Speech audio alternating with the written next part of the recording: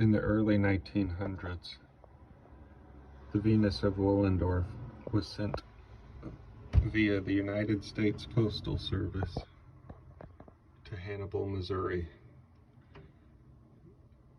and J. Allen Eichenberger made a cast of it, resulting in this. It's kind of crazy to think that you would send such an important artifact via the United States Postal Service. When I was getting this cast from Mr. Eichenberger's son, he told me a funny story he remembers about the day this was made.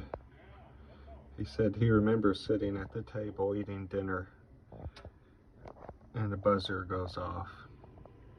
And his dad, Mr. Eichenberger, had some guests over. And he says, "Excuse me, I'm going to have to excuse myself and go turn over the Venus of Willendorf." And everyone looked at each other. And the irony that the Venus of Willendorf, such an important artifact, would be down in his basement and need to be turned over. I thought that was kind of a funny story about this cast. Nowadays you would never send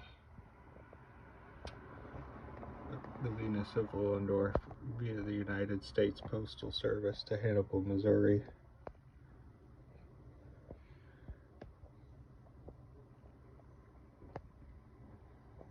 You can see all the detail. She's got a big hole right there in her chest. The one thing I haven't figured out yet, see those numbers? Kind of dark. They're not on the original. So I'm not sure if Mr. Eichenberger put those in or what. But there it is. A 110-year-old cast of the Venus of Willendorf made in Hannibal, Missouri. So if anybody's in the US and they want to see the closest thing to the Venus of Willendorf they can see without going all the way to Germany, stop by Lydia's Cabinet of Curiosities in Hannibal, Missouri. You can see this exact cast of it, made by a very famous guy here in Hannibal, Missouri. Matter of fact, here's another cast that Mr. Eichenberger made of a hardened point. It's exact in every way.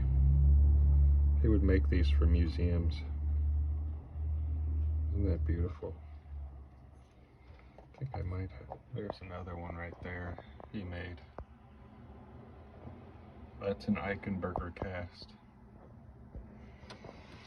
The most famous Missouri artifact ever is this tray. Mr. Eichenberger made a cast of this. It's on display in a museum in southern Missouri. Very important artifact. And I have the closest thing to the original a man can own.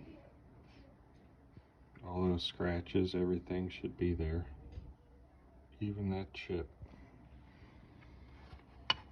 So if you don't want to drive to southern Missouri to see the original, you might not even get to see the original. You might be just looking at an Eichenberger cast. I've been told by his son that the St. Louis Art Museum and a museum in Columbia at Missouri display the Eichenberger casts instead of the originals. So nothing happens to them. They're locked away in a vault.